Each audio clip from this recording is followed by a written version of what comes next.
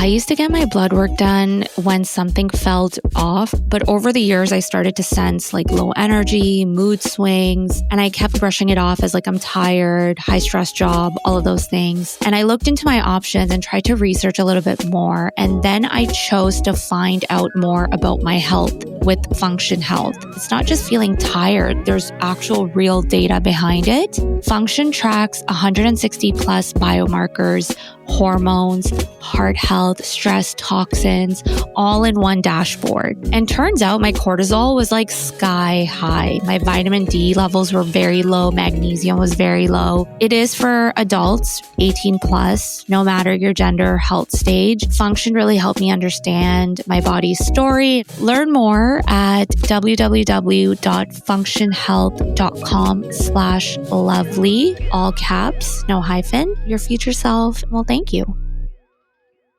Don't forget to subscribe to our newsletter, Hyphenly. It is our no fluff love letter with hot takes, heartfelt stories, and all the feels of living in between cultures. Come for the nuance, stay for the vibes. Link is in the show notes. Hello, hello. Welcome back to Lovely. I am your host, Mehak, and just like that, it is Friday. It's mid-July. I always give you guys a life update, mainly around who I'm dating. Have I gone on any dates? To be very honest with y'all, I have not gone on any dates, and I'm very content with that right now. I go through this phase of like wanting to invest in myself through certain periods of the year. And right now I'm in that phase right now. So I'm focusing more on my body and fitness. So I've signed up a new gym. I'm doing some personal training sessions. And between my 9 to 5, recording this podcast, doing socials for another company, and personal training has been taking all of my energy. And I'm just really happy about that right now. So that's what I've been up to. And then also your girl has a social life. So no date updates. But I guarantee you today is going to be a very, very interesting episode because we're talking about something that we haven't spoken about before on the show. And personally, I consider myself to be a deeply monogamous person, but I do have a curious mind. Today, we're diving into a topic that I think for many of us, we're very intrigued by it, but we might not fully understand, or we might have never had the education or awareness to understand it, which is polyamory. To be honest, I don't think it is for me, but the older I get, the more I realize that it's not about like what's right or what's wrong. And I also feel if we've only been shown one model, which is monogamy, how would we even know that something else fits better? So that's why I'm really excited to have today's guest on, because definitely a subject matter expert in talking about this and educating folks on it and kind of speaking to it from our own experience.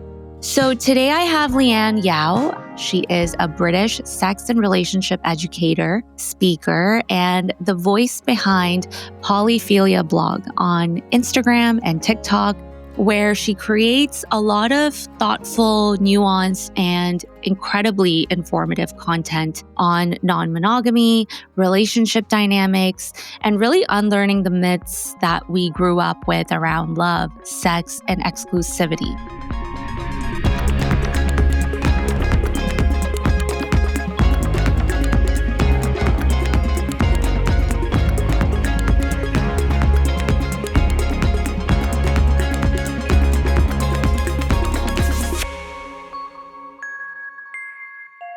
Leanne, welcome to Lovely. How are you? I'm doing very well, thank you. And I'm very excited to get into this conversation.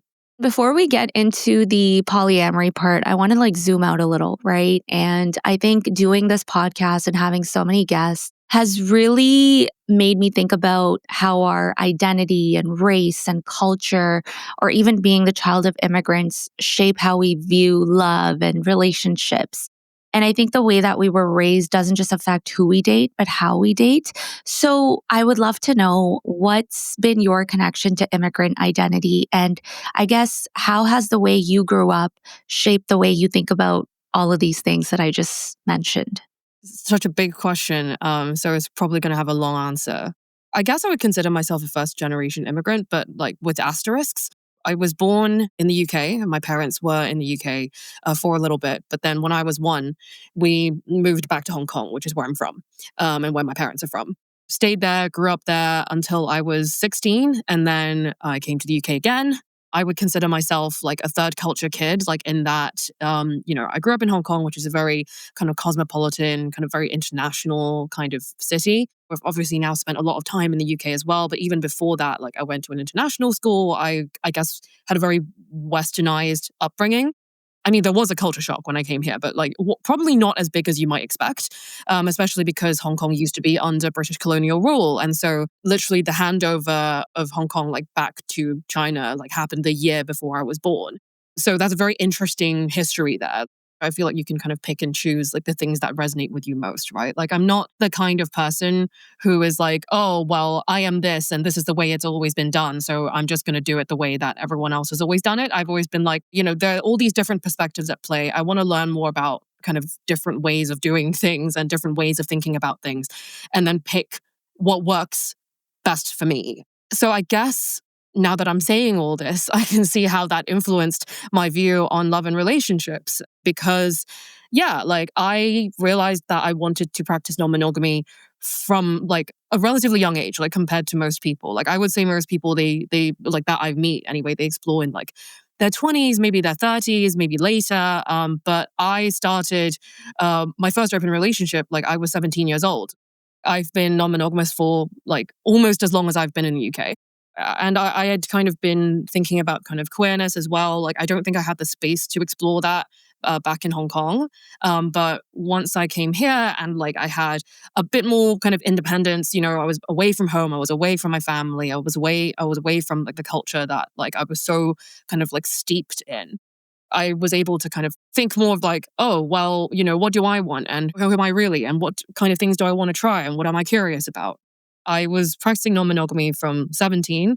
I came out as bisexual at 19, but kind of, I think, had been thinking about queerness before then, but like, I guess, properly confirmed, yes, I am bi, like when I was 19. So I guess I'm curious to know, you said you started to explore polyamory when you were 17. What like sparked that curiosity, but like what was that tipping point for you to actually commit to it and try it? I feel I need to clarify that I had my first open relationship was when I was 17, but it was an open relationship and not a polyamorous one.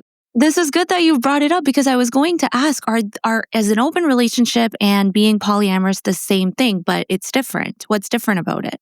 Basically, so there's monogamy and then there's non-monogamy, right? And I mean, that's fairly self-explanatory. Non-monogamy is anything that's not monogamy. But under the non-monogamy umbrella, there are so many different ways that you can do it.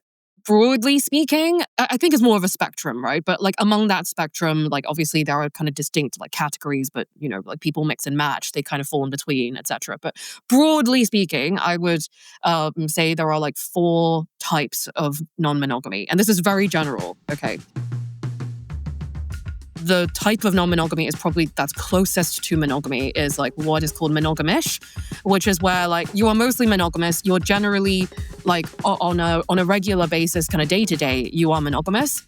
But then you might occasionally have a threesome, or you might occasionally go to a sex party, but that is considered the exception rather than the norm.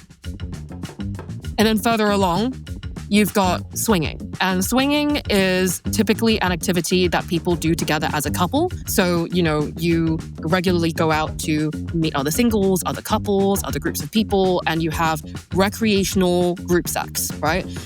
It's something you do together, and it's something that is, I guess, just kind of spices up your dynamic as a couple. But the focus is still very much on you as a couple, and you're preserving that romantic exclusivity, but you're having sexy fun with other people.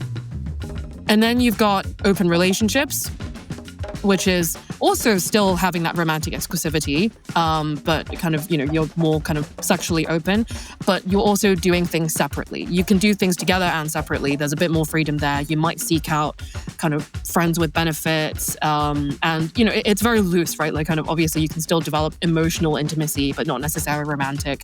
Where the line is, I think depends on the person. That's kind of like a bit further along. And then you've got polyamory, basically total a non-exclusivity, romantic or sexually. So not only can you have multiple sexual partners, but you can also have multiple romantic partners. To get to like how I got into it, how to, like what did that look like? I was in one monogamous relationship.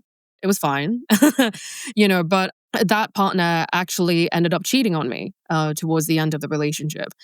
And I want to be very clear that, like, I think a lot of people are going to jump to conclusions and be like, oh, so, you're polyamorous because you were cheated on. And so you don't trust that monogamy works anymore. And so you're trying to be polyamorous so you can avoid. That's not it. Obviously the cheating was devastating. Obviously there was broken trust. I felt really betrayed. But from the whole experience, the main thing that I was upset about was not that my partner had gone and slept with someone else, but more the fact that he didn't ask me about it first. He told me. I didn't find out.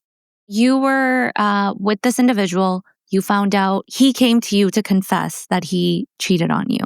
And your first thought was, I'm not mad that you cheated, but I'm mad that you didn't tell me that you wanted to be open or explore someone else. But if he did that, would you have been okay with it? Yeah. And that was the thing. And this is not the person I had the open relationship, by the way. This is the one monogamous relationship I had. So in that relationship, he cheated. And also it was with a guy, like, if that's relevant. And I was like, wait, okay, I've known you were bisexual the whole time. I don't understand why, you couldn't have just talked to me like, oh, I want to kind of continue to explore my sexuality and be with men. Or even with women, that would have been cool. Honestly, you could have just asked me about it and I would have been like, fine, why did you have to go behind my back and do all of that and hide it from me and go to all of that effort when you could have just trusted me enough to talk to me about it? I was like 16. His reaction to that made me realize oh, wait, not everyone thinks this way. Because I was genuinely not upset. I was upset, but not for the reasons that you would think.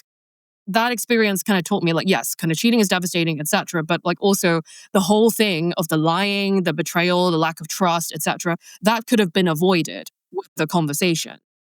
So then after that, right, the relationship didn't work out for other reasons. And then I got into another relationship. And then school ended. So we went long distance because he was going to university in America and I was taking a year out and spending some time with my folks back home who really missed me because I had been away for 2 years at boarding school. Essentially, the conversation came up of okay, well, we're going to be on across the world from each other. I was like, you're going to university and, there's kind of so many different things that you can explore at university. And I love you. I want us to stay together. I don't want us to break up. But I also want to be realistic about the fact that we're not going to be seeing each other a whole lot. And there's going to be a lot of things that we can't do. And so I was like, have you considered that we should open up the relationship and just get, explore things with other people and get certain needs met and talk to each other about it? Because I don't want us to cheat on each other. I don't want us to break up.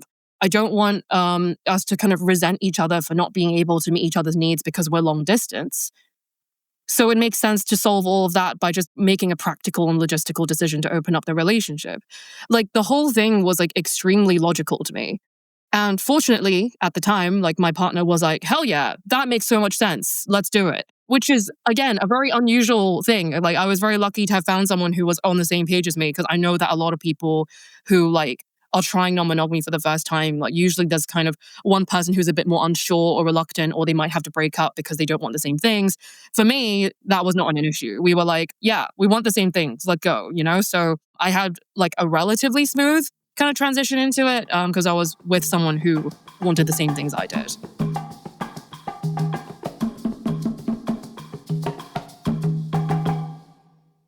I have so many questions, but I'm trying to frame it the right way. I guess there's two things. One that's coming to mind is, you were at the age of high school going to university. I'm looking back to my time during that age. The way my family thought and the way things were done had a big impact on how I was looking at dating or how I was perceiving things. I guess what I want to ask you is, how does the English Chinese culture inform your poly identity? Like at some point in time, did you pause to think like, what will other people think about this arrangement that I want for myself? Like, is it going to be accepted? Is it not going to be accepted? That's one thing that I want to kind of like get into. And then I'll get into the cheating part. And also my monogamous brain is just thinking, well, if you guys were going to be long distance, why didn't you just break up and start with someone else? But I feel like that's such a common question that you would probably get from someone that operates in a way where I'm like, okay, if I'm moving away across the country, I'm not going to see you that much. It makes sense to like break up with you and start over with someone else. Yeah, I mean, I'm Chinese. My parents are pretty kind of conservative people. I think they're trying. Even now, they still have difficulty with me being bi and polyamorous. I don't know. Like, I think like the kind of freedom that I was enjoying in the UK and the kind of, just no longer being in such kind of like a sheltered environment gave me like a very kind of fuck it attitude. Not in the sense of like, I'm going to rebel and do all the things that my parents don't want me to do, but just more in the sense of like, well, I now have the freedom to explore these things. And so I'm curious about them. So I'm going to do them. Maybe an important component of this is that I'm autistic. I was diagnosed with autism when I was, I think, like 5. And basically that has probably massively shaped how I see the world as well, in addition to like all the other stuff I've already mentioned. Because one thing about autism is that you're not so great at social cues. Like I'm really bad at reading people. I'm really bad at understanding like what is appropriate, like kind of socially sometimes. I'm not able to kind of pick up like how people expect me to act, or like, when I kind of should like not share certain information, or like how I should present things. Like I can often be very blunt. I think very logically. That means that kind of growing up, I was bullied a lot, right? Because, people were like, you're acting weird. And, I operated with a sense of, I guess, lack of self-consciousness that other people saw as arrogance. And so, I didn't internalize a lot of the things of people going like, oh, you shouldn't do that. Like, that would be shameful behavior. I'd be like, well, but I'm enjoying it. I don't know. I'm having a nice time. I'm not hurting anyone. Like, why are you so upset about it? Like, unfortunately, cheating is really common in monogamy, right? Like, I mean, cheating is kind of common generally. And so for me, like the logical decision of like, well, if we actually just had an open conversation about it and ethically pursued multiple people, no one's being hurt, everything's above board, surely that's a better system. And people were like, wait, but you shouldn't be doing that. And I'm like, but why? That kind of helps me understand why when you first found out that the person cheated on you, you weren't reacting emotionally. You were very logically piecing the different things together and you were like, oh, well, why didn't you just tell me? I feel like someone else, like myself, when I have found out that someone cheated on me, I was a mess. I was crashing out. I was like sobbing. I was crying on the phone. I was a mess, but I was like, I was not crying because like, oh my God, how dare you have sex with someone else? I was crying because I was like, this could have been avoided. Like, why did you lie to me? You didn't have to do all that. Like, that was what I was sad about. So, this is why for yourself, you have chosen to be in an arrangement where cheating can be avoided because you or multiple partners that you are engaging with are aware of the rules and the arrangement. Yes, to an extent. Cheating still exists in non-monogamy. Like, it's not just like you do whatever the fuck you want with anyone. The boundaries of what is considered cheating looks different. So for me, I'm like, well, if you have desires for other people, let's talk about it and then go do your thing. But if my partner hid someone from me, right? Like, or I don't know, caught an STI and then didn't tell me about it and then gave it to me or whatever, stuff like various things like around mostly communication and safety and etc. Like, yeah, like I like obviously like I would consider that cheating. So I guess like basically I shifted the boundaries of cheating to what was actually important to me because like exclusivity was not something that I saw as like a core pillar of commitment in a relationship. I was like, well, I think there are many other things that you can do to feel like valued and appreciated and special and unique, like in a relationship, and not fucking on and falling in love with anyone else doesn't have to be a part of that. But there's kind of lots of other things where I'm like, okay, well, this would make me feel unsafe. This would make me upset. This would really blindside me, etc. And then I can kind of make very specific agreements around that. And for everyone is different. Like, in polyamory, like different people have different boundaries for what they consider to be cheating versus not cheating. And I would argue that for monogamy as well, right? Like in monogamy, people are always, I see these videos on TikTok all the time where they're like, put your finger up if this counts as cheating. People don't talk about this stuff, right? Like what actually matters to you? What are your boundaries, right? Like, I think there is this blanket assumption that all monogamous people have the same boundaries with regard to cheating. And that's where a lot of misunderstanding and conflict happens. Because say your partner is like a naturally flirtatious person and it doesn't mean anything, right? They're flirting with people, but they're not like actually interested in pursuing them. But you're in a monogamous relationship and then you happen to not love your partner flirting with other people, right? Then you have to talk about that. That's just one example off the top of my head. Basically, what I'm trying to say is, even if you don't want to be non-monogamous, and I'm not one of those people who's like, polyamory is the one true way, fuck that. I think that there's many, many, many, many things that people question. They don't make assumptions about it. They customize their relationships from the ground up and it happens to look a certain type of way. But I think that monogamous people should be doing this as well, because there are many ways to practice non-monogamy, there are also many ways to practice monogamy. There's a lot of principles that you can borrow from polyamorous relationships without actually having multiple partners yourself. Like you said, there's a lot of misconception. I think one of the misconception is that if you're attracted to people outside of your current relationship, oh my God, you must not be in love with your partner. But it's normal, right? It's normal to be in a relationship with your partner for 2 years, 3 years, 5 years, and then you're sitting at a restaurant and then someone else beautiful walks by and you're attracted to them, or you're looking at them on Instagram, you're attracted to them. Is it normal to be attracted to other people outside of your relationship? What is normal, right? But what is normal and what is attraction? I think that's also a valid question to ask, because you can look respectfully, right, at people that you find aesthetically pleasing, or you can look but you can't touch. Yeah. Or some people that are just aesthetically, wow, I'm admiring this person like I would admire a nice painting, right? And then there's some people who are I feel physically drawn to this person. There's a magnetic attraction there. And then some people are I want to go talk to this person. I want to spend time with this person. There's different intensities of attraction, I guess, and different types of attraction. Is it normal to be attracted to other people? I would say yes, but the type and intensity or whatever depends on the individual. Some people genuinely I've met people who when they're in a monogamous relationship, they genuinely do not have any interest in other people. That's fine. That's great. Makes it easy for them. But then, and then there are some people who are oh yeah, I notice when other people are hot, I've got a crush on Pedro Pascal, whatever. But, but I don't want to, I don't want to fuck them. I don't need to be pursuing anything with them. And also it's about okay, well, what do you want to do with these feelings, right? I think it's not so much about having them, but what are you going to do about it once you have them? Do you just let them be? Do you just enjoy it for what it is? Or are you going to do something about it? And so kind of with polyamory, it's well, I don't see any reason why if everything's above board and I've talked to my partner, I can't kind of pursue this thing if I want to. And if the other person wants to, of course. So I'm going to do something about it. I think broadly, yes, but, I wouldn't make such a generalization as to say oh, everyone's attracted to other people when they're in a relationship, because I've seen plenty of evidence to say that's not the case.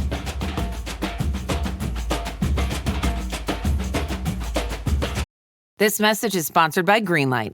With school out, summer is the perfect time to teach our kids real-world money skills they'll use forever. Greenlight is a debit card and the #1 family finance and safety app used by millions of families, helping kids learn how to save, invest, and spend wisely. Parents can send their kids money and track their spending and saving, while kids build money confidence and skills in fun ways. Start your risk-free Greenlight trial today at greenlight.com/Spotify. That's greenlight.com/Spotify. Vitamin Water Zero Sugar has great taste, zero BS, and obviously zero sugar. For those with zero room in their calendar, zero patience for slow walkers, those who get 0 hours of sleep on a Saturday night, have zero filter, zero given, and zero interest in grabbing a plain, boring water. Grab a delicious Vitamin Water Zero Sugar today.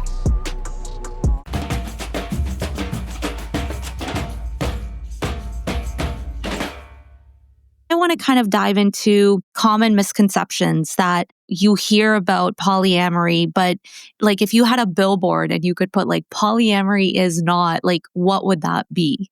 I mean, God, there's so many. Polyamory is not simply for people who have failed at monogamy.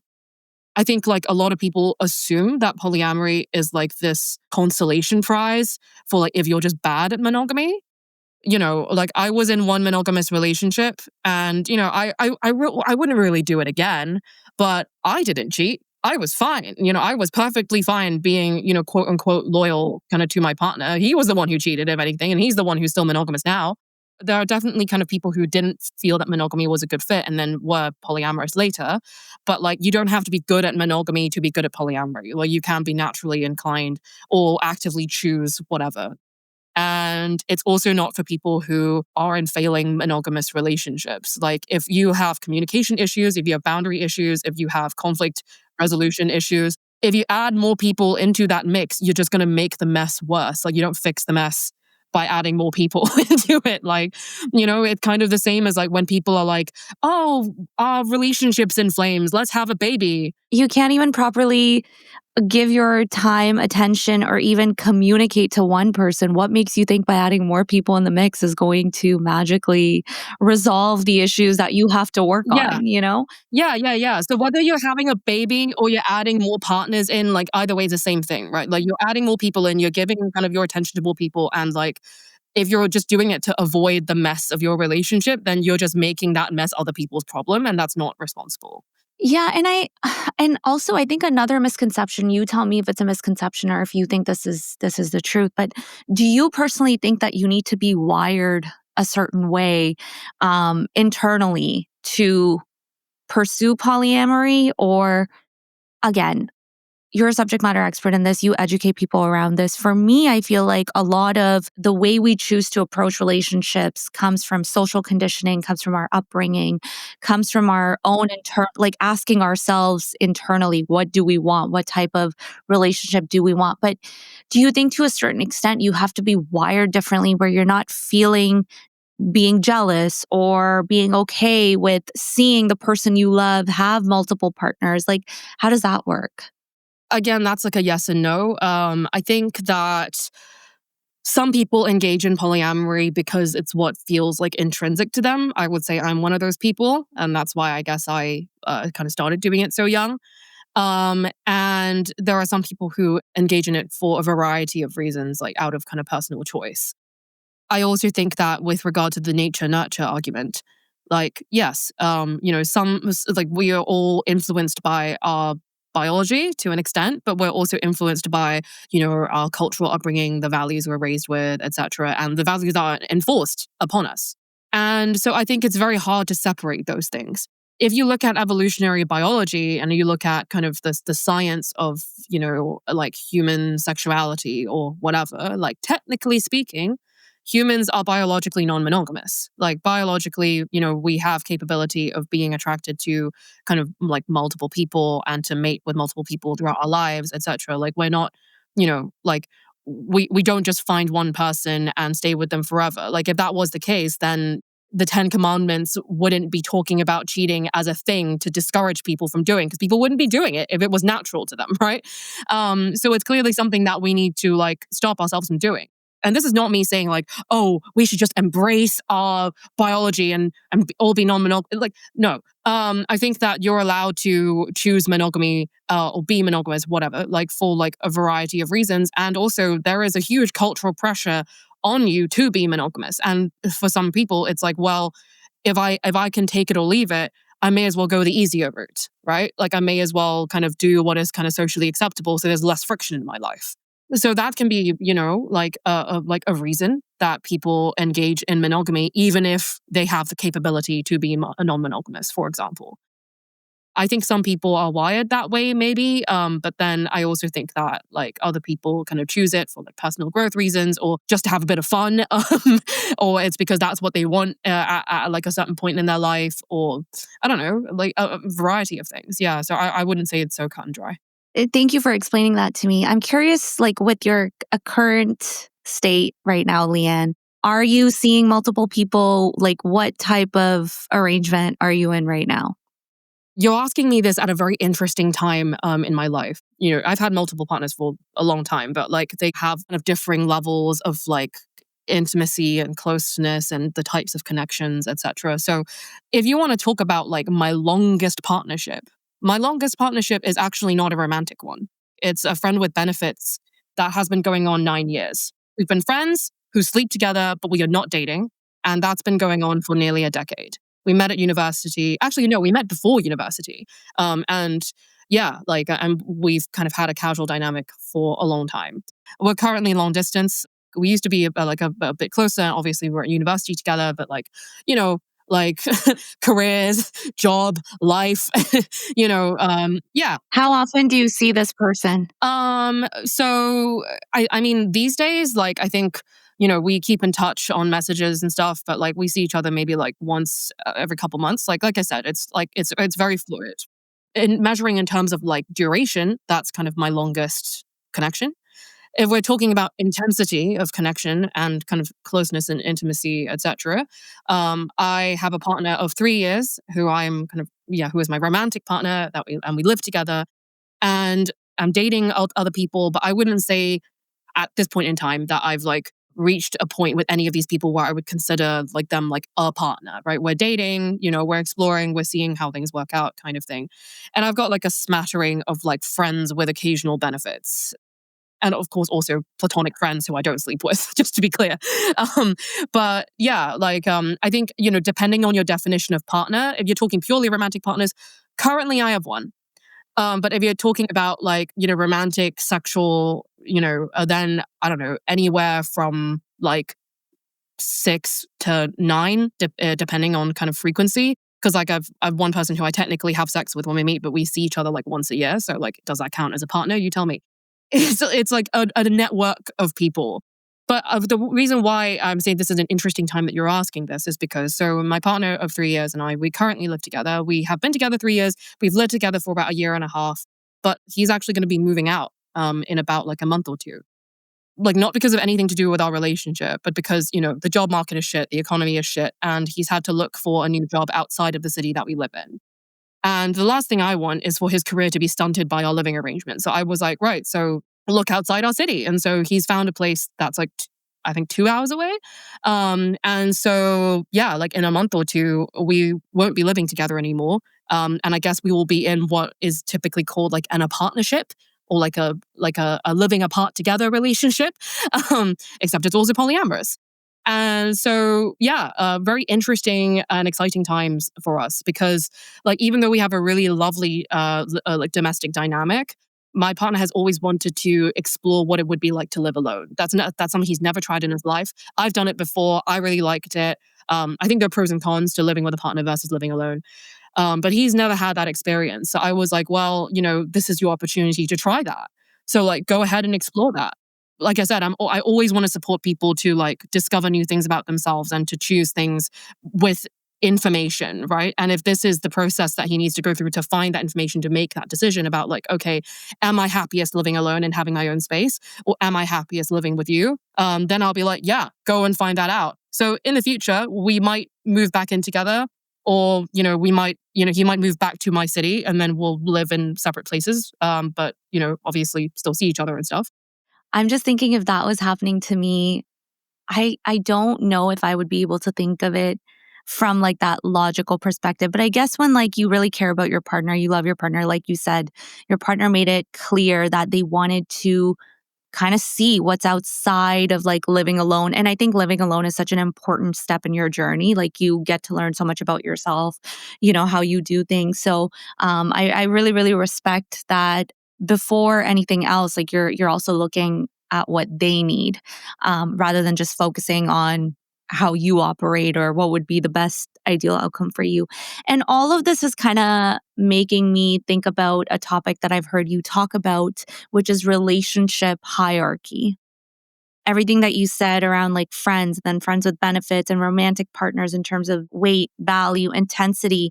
Before we get into the questions, I just would love for you to explain to anyone listening, what is it? I guess I'll start with, like when I was explaining the different types of non-monogamy earlier, apart from polyamory, all the other types of non-monogamy generally involve some romantic exclusivity and prioritization of a romantic partner, and then you're having kind of sexy fun with other people. And so generally speaking, a lot of different types of non-monogamy are more hierarchical in nature because you're still preserving the romantic couple at the top.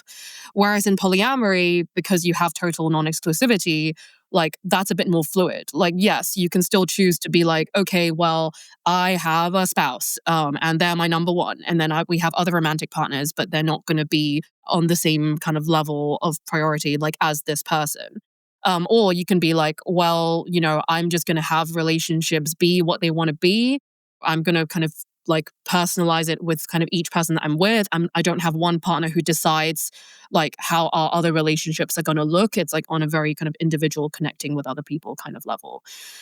So I am in a non-hierarchical relationship, even though, but again, I'll get into the controversy of this. But so me and my partner live together, or have lived together, and will soon not. But for a long time we have been living together, and obviously that creates like a logistical reality, like when it comes to going on dates with and seeing other people. For a period of time, like my partner had another girlfriend. And she's lovely. I was friends with her. They're not together anymore. And so, that's kind of history now.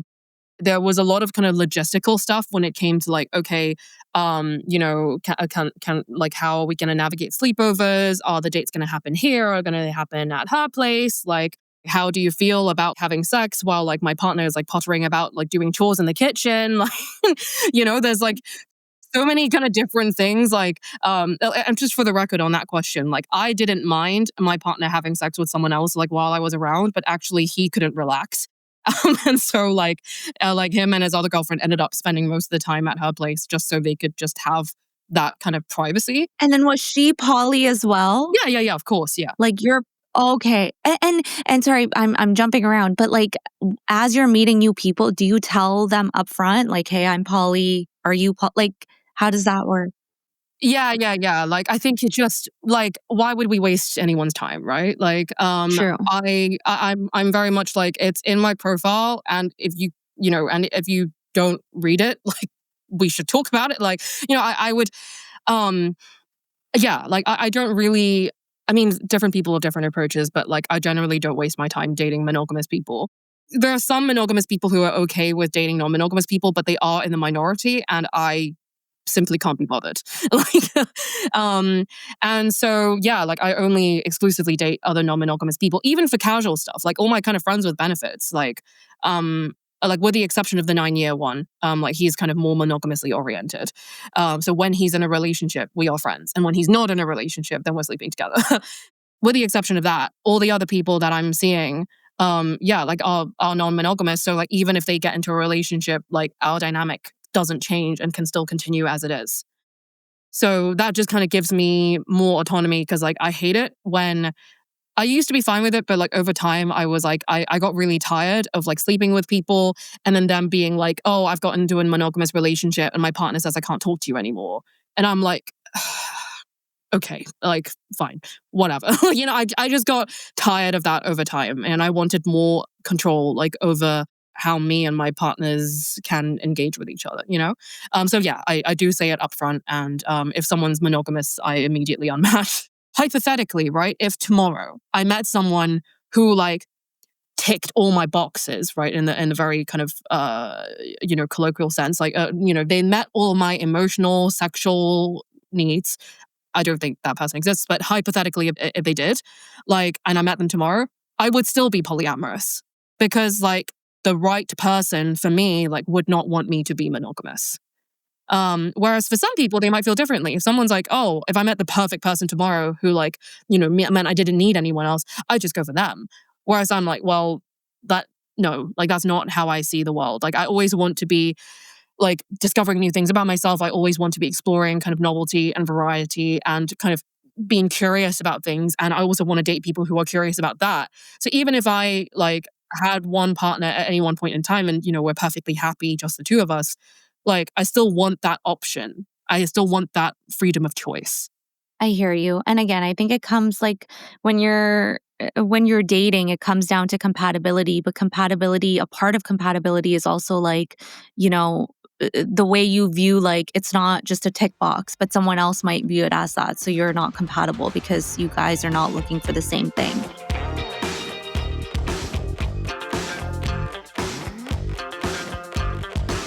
Amazon One Medical presents Painful Thoughts.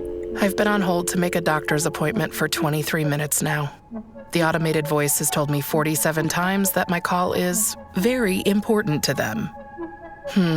I'm starting to think that they don't think my call is important at all. With Amazon One Medical 24/7 virtual care, you'll get help fast without having to remain on the line to make an appointment. Amazon One Medical. Healthcare just got less painful. This episode brought to you by MGM Plus. From executive producer Stephen King and an executive producer of Frog comes The Institute, a chilling new original series from MGM Plus. Kidnapped and trapped in a sinister facility, gifted teen Luke Ellis must join other children to fight for their survival. Starring Emmy Award winner Mary Louise Parker, Ben Barnes, and introducing Joe Freeman. The Institute, premiering July 13th on MGM Plus.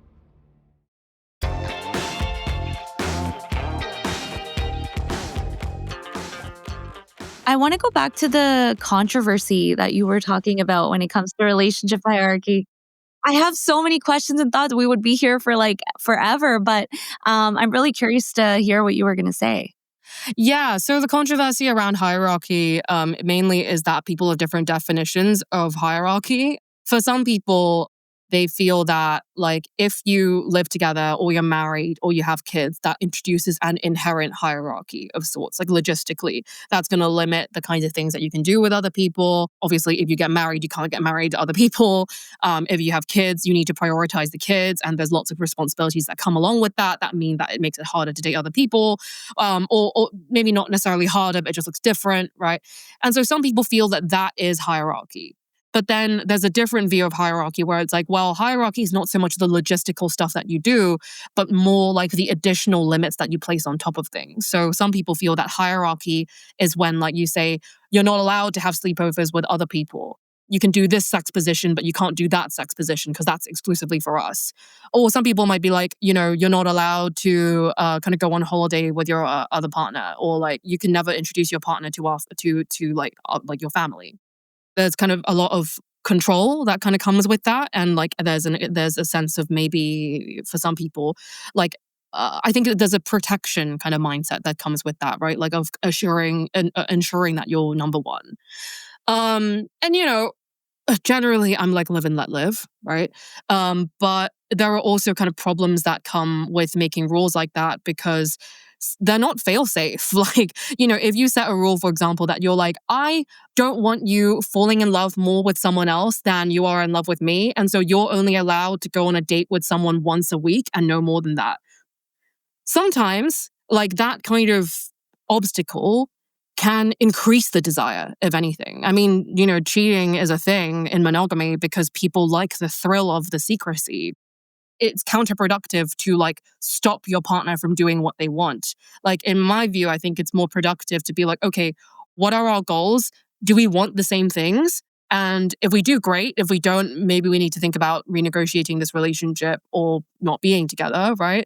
But in general, if you try and prevent your partner from doing something that they want to do, it backfires on you because they're going to resent you for it ultimately. Yeah, that's why ultimatums don't work. Yeah, exactly. Yeah, I believe in kind of autonomy and letting people explore what they want to explore and just being open with you about it. And obviously you're allowed to have feelings about it. You're allowed to have limits and to be like, okay, if you're going to do that, then I can't be with you. And that just is what it is. But that's not an excuse for you to be like, well, you're not allowed to do that because I would feel bad, you know? Like, I think it's nuanced. When you talk about relationship hierarchy, like I feel like it's so innate in us as humans to place this hierarchy because, you know, when you're best friends with someone, you're like, oh, she can't call you your best. She can't call you her bestie. I'm your bestie. You know, so you're putting that. Then you're at work and you're like, oh, I'm your work wife. You can't go to coffee with her. You have to go to coffee with me. Like it's these types of conditions that we put, but then when I look at it from when we're in a working environment and I don't have autonomy and someone's micromanaging me, I hate that. So it's like, why do we bring that into relationships? Like, it's just so interconnected. And I think it's really fascinating that in different environments, we expect and give differently. Like in a work environment, we want more autonomy, but in a relationship, we want our partner to have less autonomy, right? Like I don't know, that's how I'm thinking of it, hearing about it for the first time. What is a relationship escalator? Yes. Basically, the relationship escalator is the term that is used to describe the traditional, quote unquote, kind of steps of commitment that you typically take in a relationship. So there is, and this is changing over time, obviously, but like traditionally, the expectation of a relationship progression has been you meet, you date, at some point you go exclusive, at some point you meet the family, and then you move in together, you get married, or maybe you get married first and then you move in together, whatever. And then you have kids, and then you grow old together until you die. And obviously that has changed over time. Like not everyone is living together now, and not everyone is having kids now, not everyone is getting married now. But like there is still this expectation that like, oh, if you get married, then that's the ultimate sign of commitment. Or like if you have children, then that's the ultimate sign of maturity. And it's the next stage in your relationship. And like when you're dating, it's like, oh, like are you exclusive yet? Like, oh, when are you going to get married? Oh, when are you going to have kids? Like, right, people are asking those kinds of questions. So that is the escalator, and it is called the relationship escalator and not the relationship ladder or the relationship stairs. Because like, what do you do when you get on an escalator? Like you get on it and it takes you to your destination. You don't have to do anything, and it's kind of meant to speak to like the unconscious kind of level of like encouragement that comes from all the people around you to kind of push you to that next step, to the point where you don't even think about it. Like so many people, they have kids and then realize, wait, but I didn't want kids. Like I just thought I should, right? Like, or they'll end up in a relationship and they'll be like, oh, I just thought I should be in a relationship, but I don't even know this guy, you know?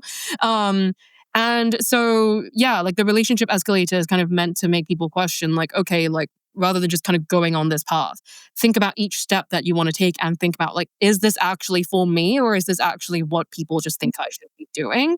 There's a difference between like what you want and what you feel you should want based on what you've been taught. And in non-monogamy, people deconstruct that a lot. I like living with a partner. I also don't mind living alone, but I think my preference is to live with a partner. I don't want marriage, and I don't want kids.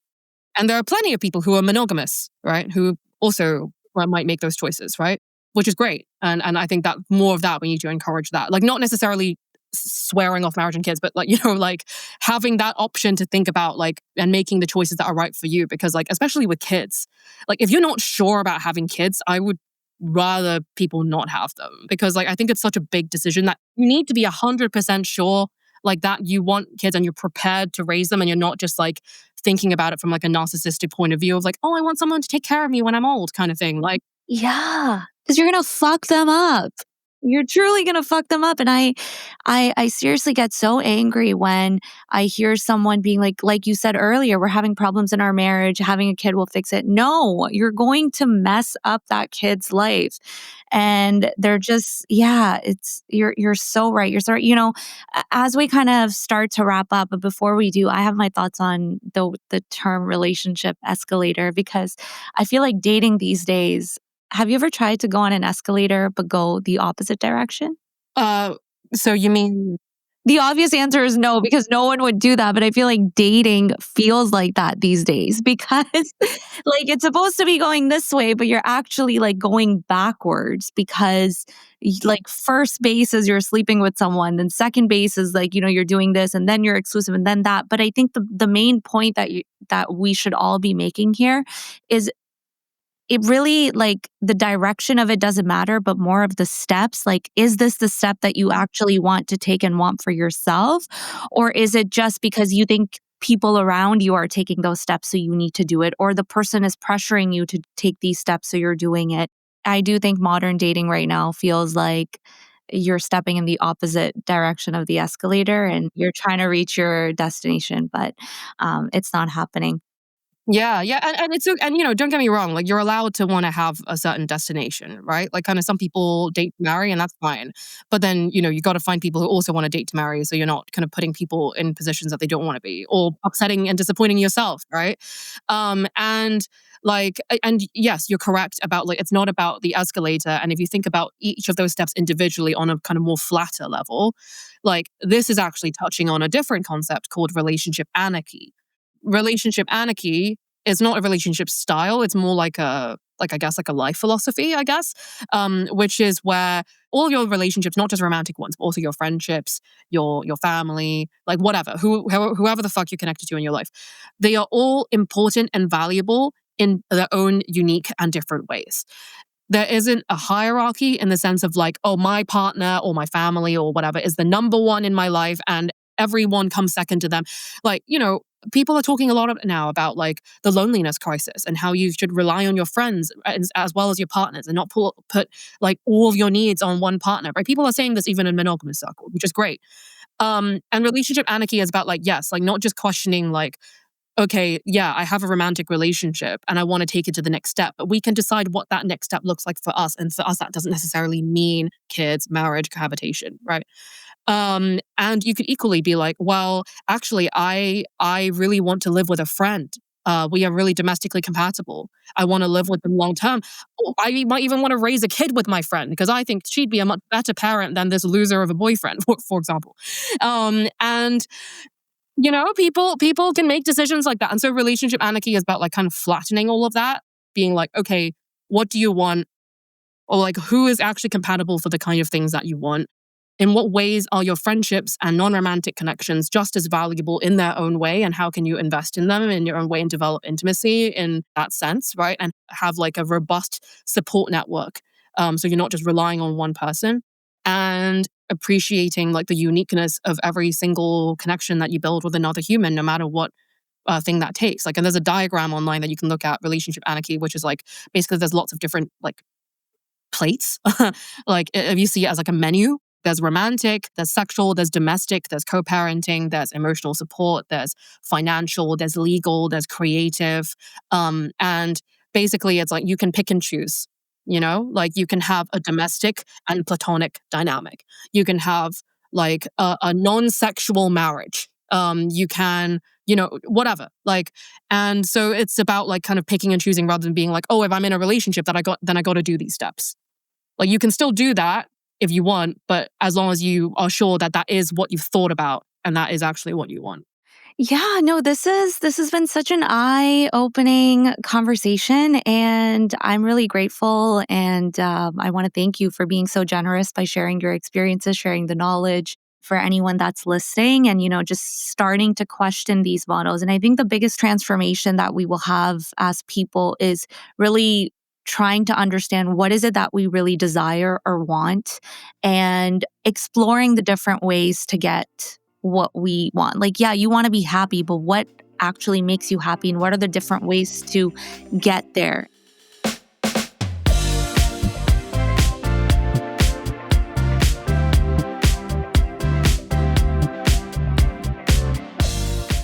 For anyone listening, if you want to see more of Leanne's content, you could definitely follow her on Polyphilia blog. We will link it in our notes in the episode. I think whether you are monogamous, poly, or somewhere in between, her content will give you something to think about. It definitely has given me a lot to think about.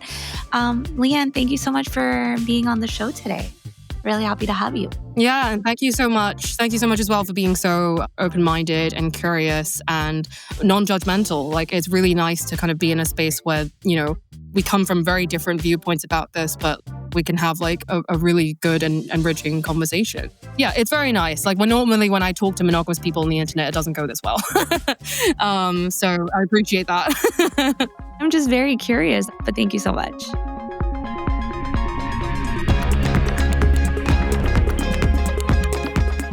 Lovely is an Immigrantly media production. This episode was produced by Sadia Khan and Shay Yu, written by me, Mehak. Theme music, sound design, and editing by Lou Raskin. Other music is by Epidemic Sound. Tune in every Friday for more Lovely.